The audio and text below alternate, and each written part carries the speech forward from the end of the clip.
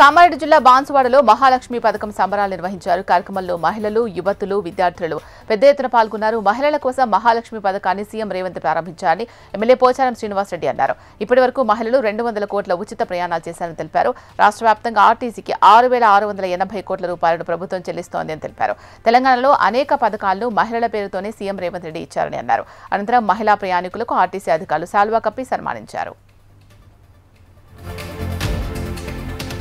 BRS working president KTR జన్మదిన సందర్భంగా ఏర్పాటు చేసిన ఫ్లెక్సీలను జీహెచ్ఎంసీ సిబ్బంది తొలగించింది. ఉన్నతాధికారుల ఆదేశాల మేరకు ఫ్లెక్సీలు తొలగించినట్లు సిబ్బంది తెలిపారు. తెలంగాణ భవన్ ముందు తప్ప హైదరాబాద్ నగరంలోని ఫ్లెక్సీలను చించేశారు. కాంగ్రెస్ ఫ్లెక్సీలను తొలగించకుండా కేటీఆర్ ఫ్లెక్సీలను మాత్రమే తొలగించడం ఏంటని బీఆర్ఎస్ నేతలు ప్రశ్నిస్తున్నారు. అనాథ పిల్లలతో కేటీఆర్ జన్మదిన వేడుకలు జరుపుకోవడం సంతోషంగా ఉందని ఎర్రబెల్లి సతీష్ రావు తెలిపారు. గిఫ్ట్ ఏ స్మైల్లో భాగంగా నవశ్రీ ఫౌండేషన్లోని అనాథ పిల్లలతో కలిసి కేక్ కట్ చేసి కేటీఆర్కి జన్మదిన శుభాకాంక్షలు తెలిపారు. తెలంగాణలో విజన్ ఉన్న నాయకుడు కేటీఆర్ అని ఎర్రబెల్లి సతీష్ కొనియాడారు. తెలంగాణని ప్రపంచ స్థాయిలో గుర్తింపు తీసుకొచ్చారని అన్నారు. దేశాభివృద్ధిలో తెలంగాణ రాష్ట్రాన్ని అగ్రగామిగా నిలిపారన్నారు. ములుగులోని డీఎల్ఆర్ ఫంక్షన్ హాల్లో వికలాంగుల చేయూత పింఛన్దారులతో మందకృష్ణ మాదిగ సమావేశమయ్యారు. ఎన్నికల్లో కాంగ్రెస్ పార్టీ ఇచ్చిన హామీలను నెరవేర్చాలని డిమాండ్ చేశారు. ఆగస్టు 13న హైదరాబాద్లో జరిగే వికలాంగులు చేయూత పింఛన్దారుల మహాగర్జనను విజయవంతం చేయాలని మందకృష్ణ పిలుపునిచ్చారు.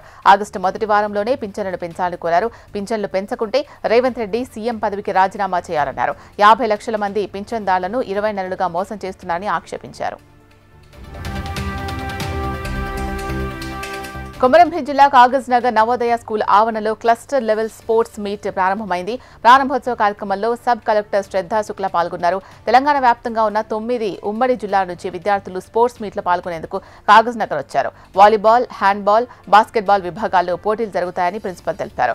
ఫ్రెండ్షిప్ డెవలప్మెంట్ కి నవోదయ విద్యాలయాలు వేదికగా ఉంటాయని సబ్ కలెక్టర్ తెలిపారు. దేశంలో విభిన్న ప్రాంతాలకు చెందిన విద్యార్థులు ఒకే చోట విద్యాభ్యాసం చేయడం ద్వారా జాతీయ సమైక్యతకు దోహదం చేస్తుంది అన్నారు.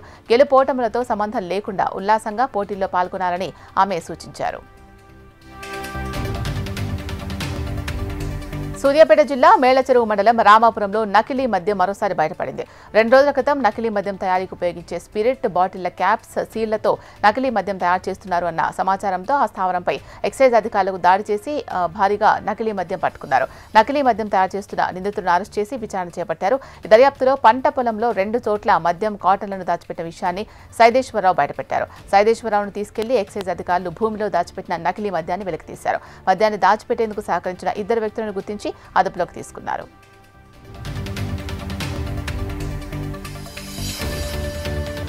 నిర్మల్ జిల్లా బాసరలో ఒక వృద్ధుడు అనుమానాస్పద స్థితిలో మరణించాడు. 75 ఏళ్ల ఎల్లప్ప 12 ఏళ్ల క్రితం బతుకు తెరువు కోసం సౌండ్లే నుంచి బాసరకొచ్చాడు. బాసరలో చెప్పుల దుకాణం పెట్టుకుని జీవనం సాగిస్తున్నాడు. ఎల్లప్పను హత్య చేసి నాలలో పడేశారా లేక ప్రమాదవశాత్తు అందులో పడిపోయాడా అనే విషయమై పోలీసులు దర్యాప్తు చేస్తున్నారు. మృతదేహాన్ని బయటకు తీసేందుకు పోలీసులు, గ్రామ పంచాయతీ సిబ్బంది నాలాపై వేసిన స్లాబులు పగలగొట్టారు. పోస్టుమార్టం నిమిత్తం మృతదేహాన్ని ప్రభుత్వ ఆసుపత్రికి తరలించారు.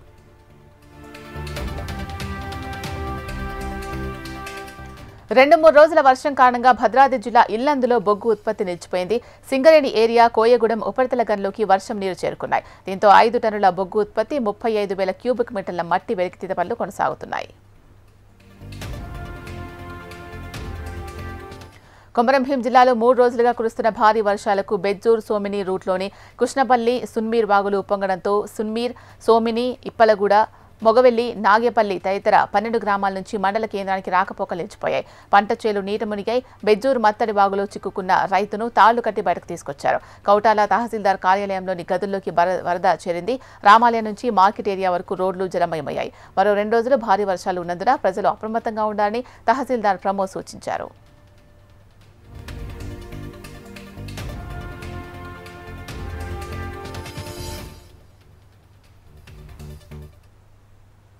కరీంనగర్లో భారీ వర్షాలకు రోడ్లపై వరద నీరు చేరుకుంది.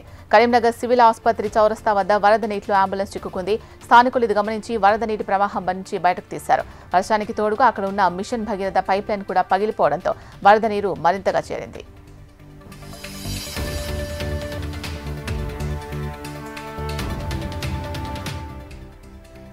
తెలంగాణ నయాగరాగా పేరుగాంచిన బొగతా జలపాతానికి భారీగా వరదొస్తోంది. 2-3 రోజులుగా కురుస్తున్న వర్షాలకు వరద ప్రవాహం ప్రమాద స్థాయిలో ఉంది. బొగతా జలపాతం సందర్శనను అధికారులు తాత్కాలికంగా నిలిపివేశారు. వరద ఉధృతి తగ్గేంత వరకు నిలిపివేస్తున్నట్లుగా ఫారెస్ట్ అధికారులు తెలిపారు.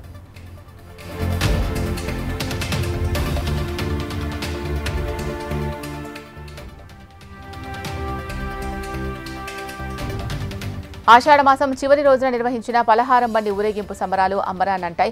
సంగారెడ్డిలో కాంగ్రెస్ నేత లాడే బాలు ఆధ్వర్యంలో ఏర్పాటు చేసిన పలహారం బండి ఊరేగింపు కార్యక్రమం అత్యంత వైభవంగా నిర్వహించారు. ఈ కార్యక్రమంలో బీసీ సంక్షేమ సంఘం జాతీయ అధ్యక్షులు జాజుల శ్రీనివాస్ గౌడ్, టీజీఐఏసీ చైర్పర్సన్ నిర్మలా జగ్గారెడ్డి పాల్గొన్నారు. పోతురాజుల విన్యాసాలు, కళాకారుల ఆటపాటలు ఆకట్టుకున్నాయి. అమ్మవారి ఆశీస్సులతో ప్రజలందరూ ఆయురారోగ్యాలతో ఉండాలని నిర్మలా జగ్గారెడ్డి అన్నారు. ఆషాఢమాసంలో అత్యంత భక్తి శ్రద్ధలతో అమ్మవారికి బోనాలు సమర్పించడం అనాదిగా వస్తున్న ఆచారమని జాజుల శ్రీనివాస్ గౌడ్ అన్నారు.